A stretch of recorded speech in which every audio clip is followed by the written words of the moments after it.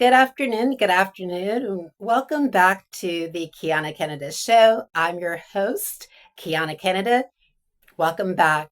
Before we get into today's video, don't forget to like, share, and subscribe to this video. Remember that your likes and your shares, what it does is it pushes videos like this up in the algorithm.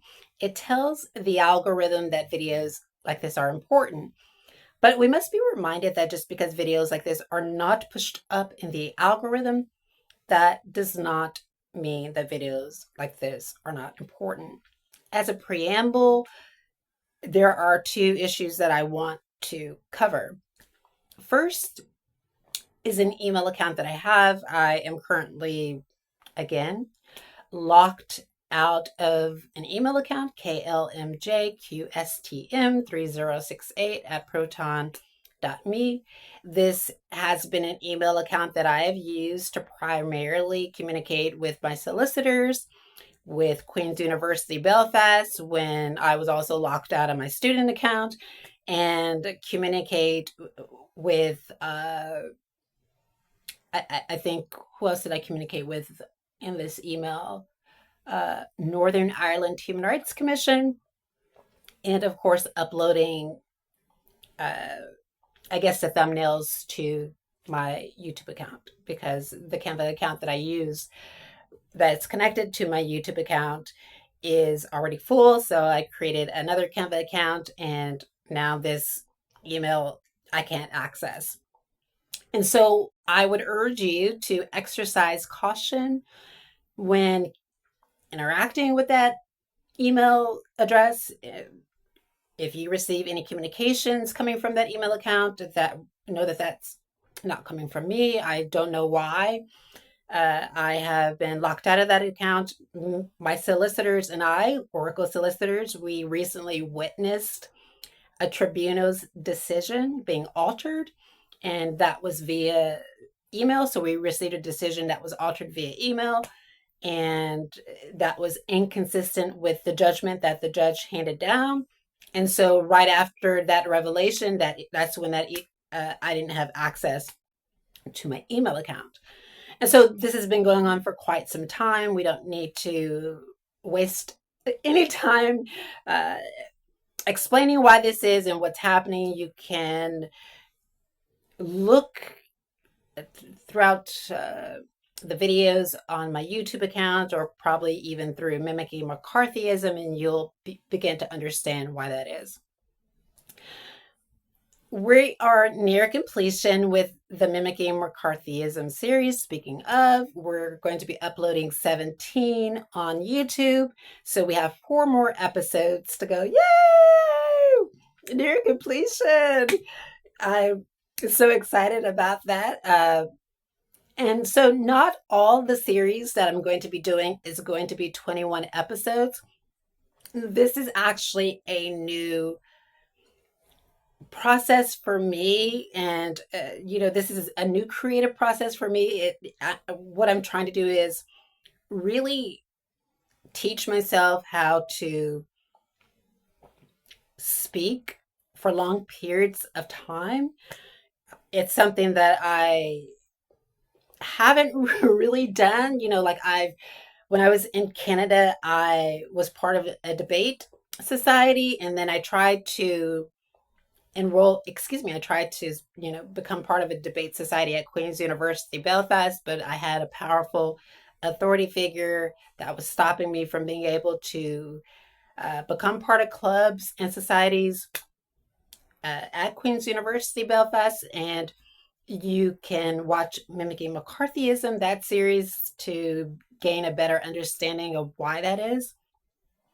So one thing that I haven't done I guess in my life is to speak for long periods of time. Like some YouTubers, I see them speaking for they'll do an hour, 2 hour, 3 hour episode of speaking about political issues. And sometimes I never, well, realistically, I have not uploaded a video that's been that long. And so this is something that I'm teaching myself to do. Uh, and it's quite a journey. It's a new exercise, and it's something that I'm beginning to enjoy along the way. Also, what I want to let you know is that I think I'm going to be doing series on a particular human rights issue or on a person who is sharing their victimization online. For example, mimicking McCarthyism has been about my victimization and comparing that, or, you know, I think what I've done is I've compared that to those who were victimized during the 1950s, during the McCarthy era.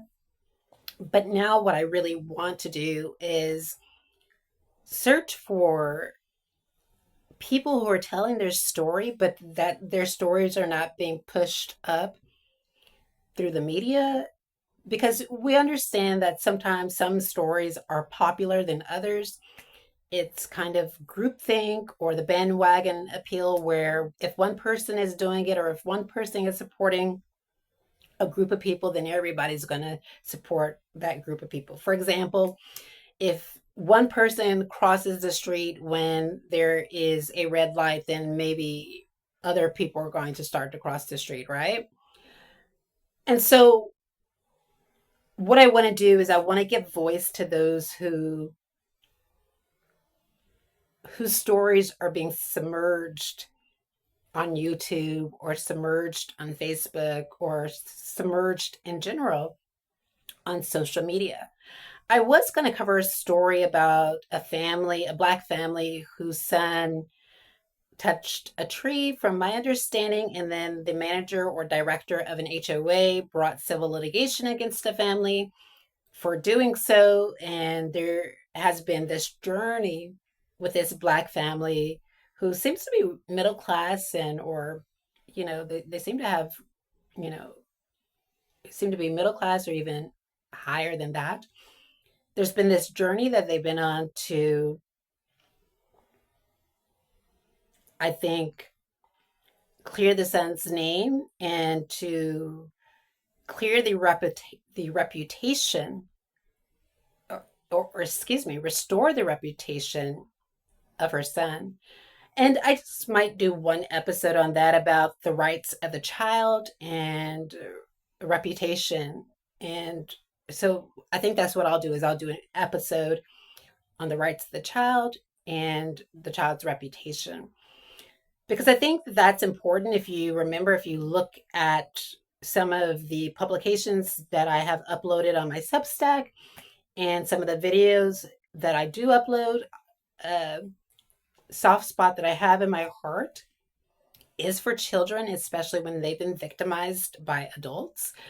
And so, because this is a young child that has been victimized, I really want to do maybe an episode on the child's rights, which is important.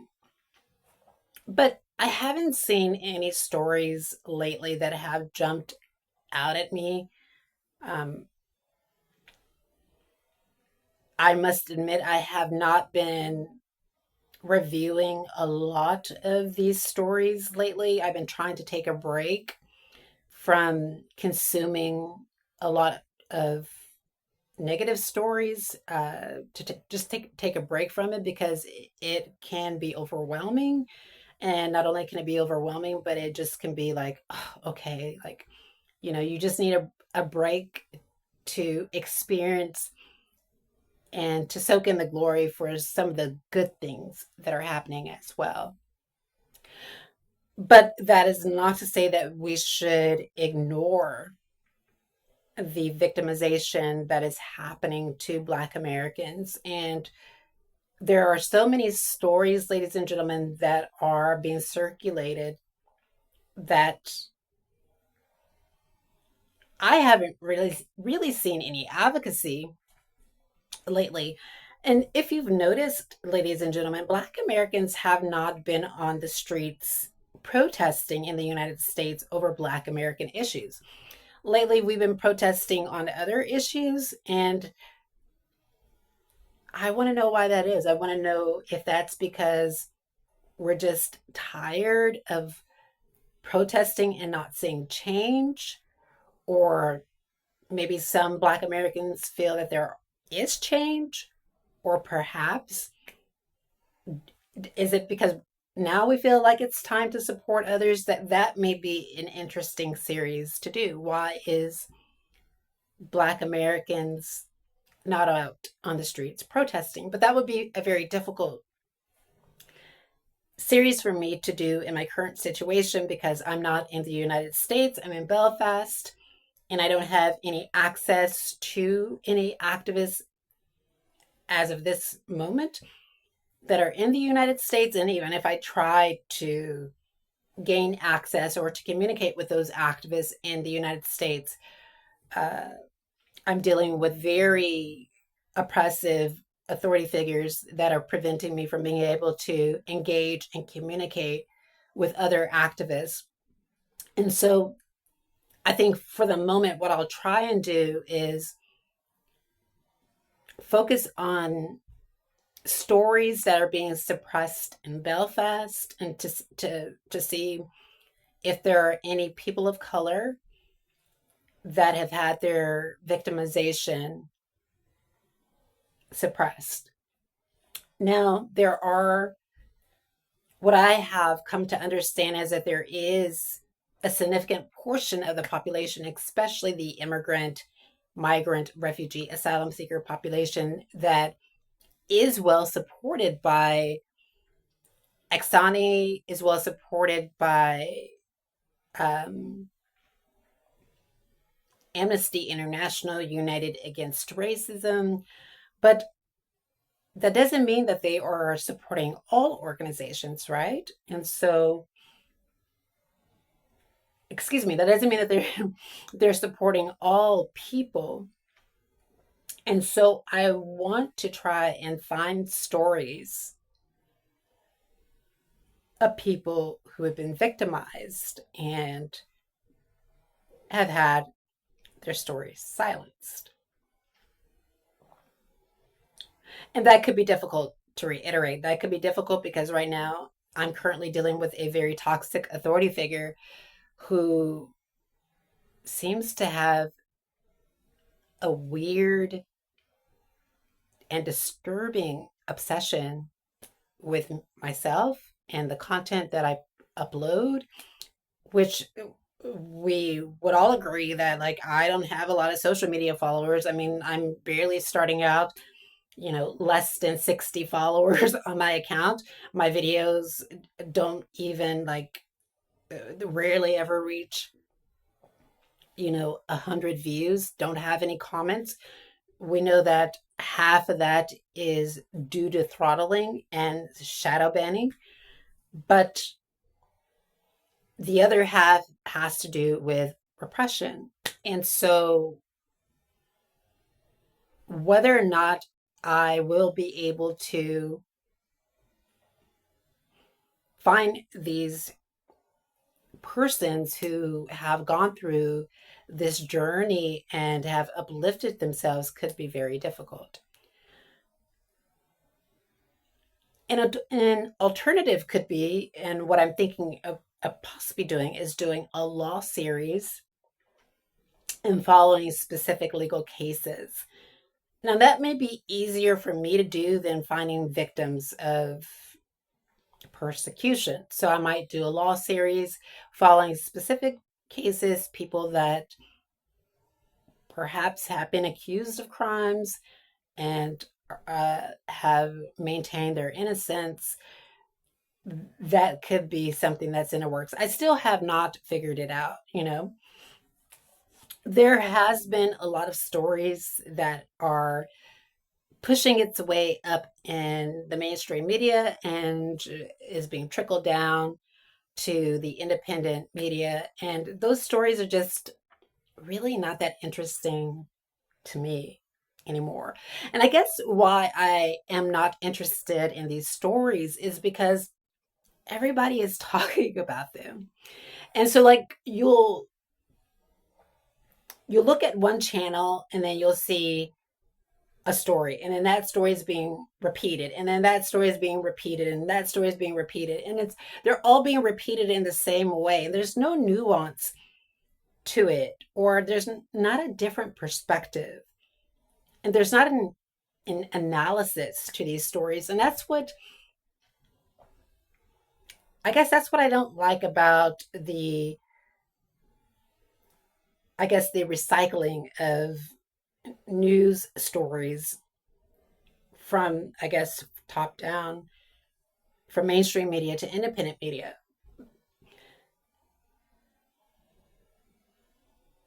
And I also think that that is why I really do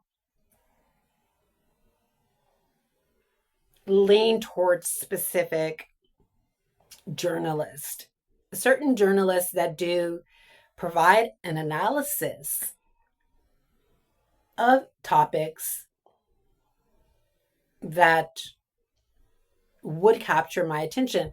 Now, what I guess I dislike is when certain journalists they stay on a particular topic because it's popular, not because that topic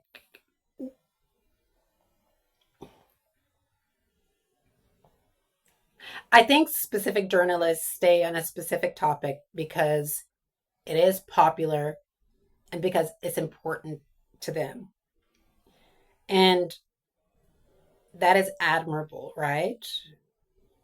I can commend them for doing that. But I really want there to be someone to shake things up, right? And I guess that's why I lean towards certain social media influencers and journalists, independent journalists, because yeah, I like for you to shake things up, like give me a different viewpoint of what you think is going on. Now, that does not mean I'm looking for a conspiratorial viewpoint. I'm just looking for a nuanced new point where there is other information to help me think critically, right? To help me think critically about the information that I'm receiving from mainstream media or the information that I'm receiving from the authorities. And I think that that's what's important to me. Now, unfortunately, like it's very difficult to find social media influencers and independent YouTubers or vloggers that are doing this because maybe so many people are doing it. And so I think what would need to happen is for YouTube, which it probably won't do, but it should do, is to include a search term that makes it easier to narrow down your search when you are looking for specific YouTube channels, YouTubers, content. And I know that you can search for a specific kind of content, but it's really difficult to do like an advanced search, right? And I think YouTube should add something like that to its uh, search criteria where you can do an advanced search to look for, narrow your search to a specific kind of journalist or specific kind of YouTubers that are talking about specific topics. And that's what I would like to see. And there you have it, ladies and gentlemen. To reiterate, Mimicking McCarthyism is near completion. We're on episode 17. Don't forget to watch that later this afternoon. We are going to be complete with episode 21, and I can't wait to talk to you next time. Bye bye.